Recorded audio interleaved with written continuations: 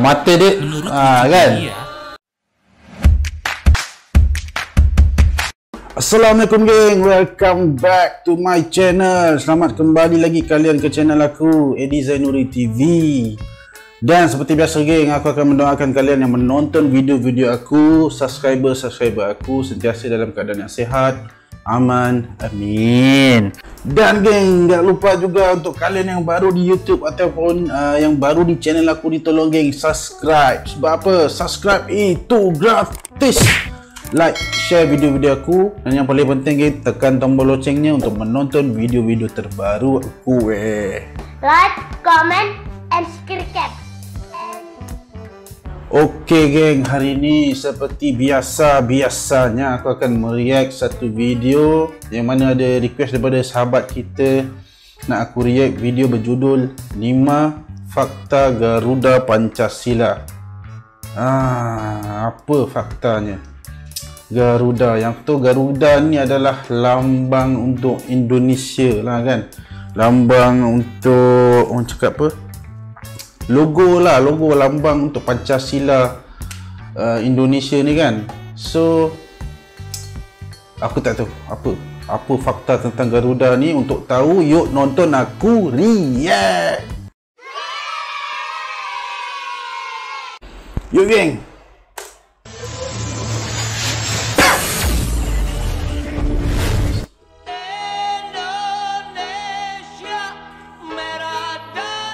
Setiap negara di dunia pastinya selain memiliki lagu dan bendera kebangsaan, juga mempunyai lambang negara resmi yang merupakan representasi identitas bangsa. Benar. Indonesia sendiri menetapkan bahwa sang saka merah putih adalah bendera kebangsaan, dan lagu kenegaraannya adalah Indonesia Raya. Sedangkan untuk lambangnya, pemerintah Indonesia menetapkan Garuda Pancasila sebagai lambang negara kesatuan Republik Indonesia. Walaupun sudah banyak orang yang tahu, terutama para pakar sejarah, namun tidak sedikit pula yang masih belum mengetahui fakta-fakta di balik Garuda Pancasila. Berikut ini beberapa fakta singkat mengenai Garuda Pancasila, lambang negara Indonesia. Namun sebelumnya, bagi teman-teman yang belum subscribe channel ini, silahkan tekan tombol subscribe. Dan juga tekan tombol jempol ke atas jika teman-teman suka dengan video ini. Subscribe gengs. Sidul Tube.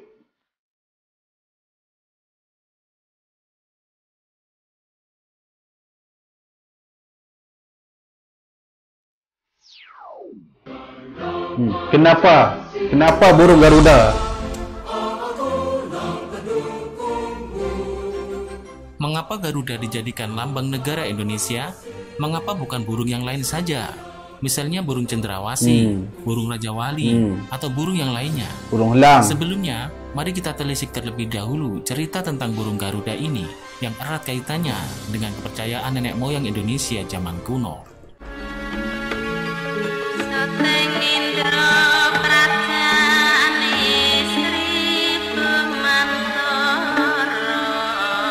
Mata dia menurut kan. Burung Garuda merupakan hewan mitologi yang ada di dalam agama Hindu. Nama Garuda sendiri berasal dari bahasa Sanskerta, yaitu Garula. Kisah tentang burung Garuda ditemukan di dalam kitab Mahabharata, lebih tepatnya bagian pertama, yaitu Adi Parwa. Ceritanya begini, Garuda adalah anak dari Begawan Kasyapa. Begawan Kasyapa memiliki 14 istri. Namun 2 dari 14 istrinya, yakni Kadru dan Winata, belum juga dikaruniai anak. Lalu Begawan Kasyapa memberikan 1000 telur pada Kadru dan 2 telur pada Winata. Telur milik Kadru menetas menjadi 1000 ekor ular sakti, dan telur milik Winata belum menetas. Karena Winata merasa malu, ia kemudian memecah 1 telur tersebut.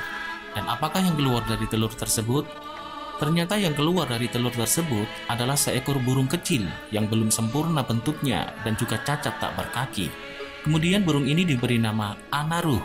Dengan demikian, telur Winata tinggal 1 yang belum pecah. Suatu hari, Winata kalah bertaruh dengan Kadru. Karena kecurangan Kadru yang membuat Winata harus menjadi budak dan harus melayani Kadru serta merawat 1000 ekor ular milik Kadru. Singkat cerita, Telur Winata satunya pun akhirnya menetas menjadi Garuda yang besar, gagah, bersinar, dan sakti. Untuk menolong ibunya, Kadru menyuruh Garuda mengambil Amerta, yakni air kehidupan milik para dewa. Amerta dijaga para dewa dan dikelilingi api yang menyala. Namun dengan gagahnya, Garuda pun melawan para dewa dan menyembur dengan air laut untuk mematikan api tersebut. Akhirnya berhasillah sang Garuda merebut Amerta. Lalu dibawanya ke Kadru untuk menyelamatkan ibunya. 1000 ular sudah sangat senang melihat Amerta dan Winata dibebaskan. Tetapi Garuda tak kehilangan akal. Dikibas-kibaskan sayapnya agar ular menjadi kotor dan pergi membersihkan badan dulu di sungai. Di saat ular-ular itu membersihkan badannya di sungai, Garuda pergi meninggalkan tempat itu sambil membawa Amerta kembali. Di perjalanan, Garuda bertemu dengan Dewa Wisnu, meminta untuk Amerta diserahkan kembali ke para dewa. Dan sang Garuda pun menjadi tunggangan Dewa Wisnu. Dari kisah tersebut, kita dapat mengetahui alasannya mengapa burung Garuda menjadi lambang negara kita. Sosoknya yang gagah berani melambangkan negara Indonesia yang besar dan kuat. Jiwa Garuda yang rela berkorban untuk mengeluarkan ibunya dari penderitaan diibaratkan sebagai pemuda bangsa yang rela mati-matian mengusir penjajah untuk menyelamatkan ibu pertiwi Indonesia. Dan dia juga menghormati ayahnya yang dilambangkan sebagai angkasa. Ibunya dilambangkan sebagai tanah tempat kita selalu berpijak.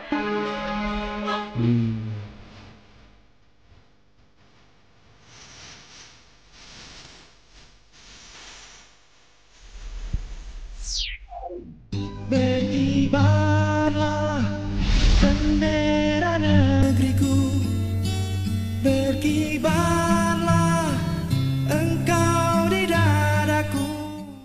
Burung Garuda digunakan sebagai lambang NKRI setelah pemerintah Indonesia menyetujui gambar rancangan dari Sultan Hamid II dari Pontianak. Rancangan gambar burung Garuda yang berkalungkan perisai dengan beberapa gambar pada bagian tengahnya tersebut kemudian diperbarui dan ditetapkan sebagai lambang negara resmi oleh Presiden Soekarno melalui sidang Kabinet RI pada tanggal 11 Februari 1950.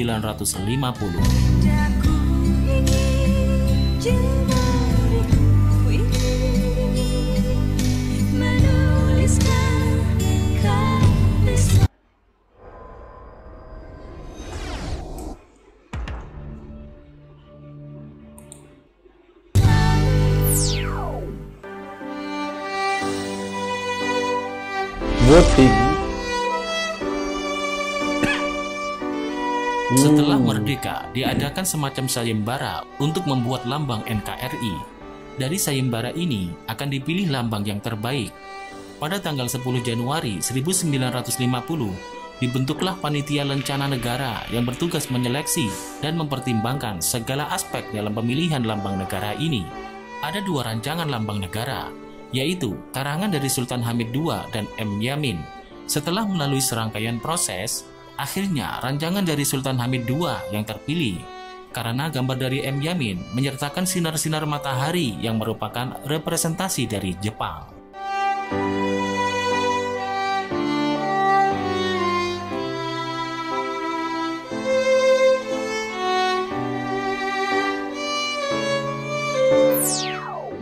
Sudah ada sebelum merdeka.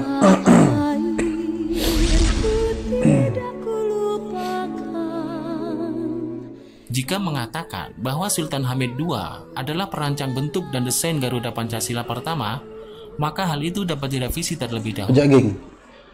Kalau boleh aku tahu tulisan di bawah jata logo ni, Bhinneka Tunggal Ika ni, apa maksudnya? Kalau boleh aku tahulah, tolong komen kat bawah, geng. Sebab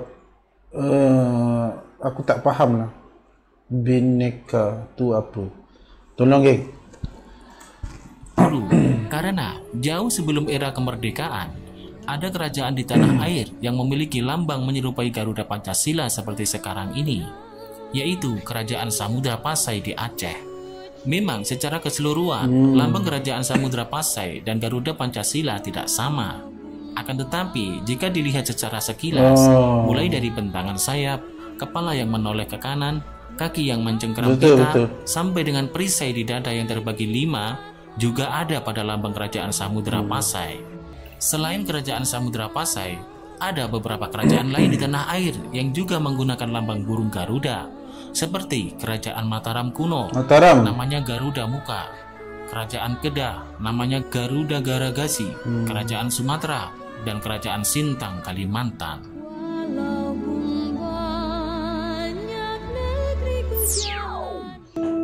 Filosofi.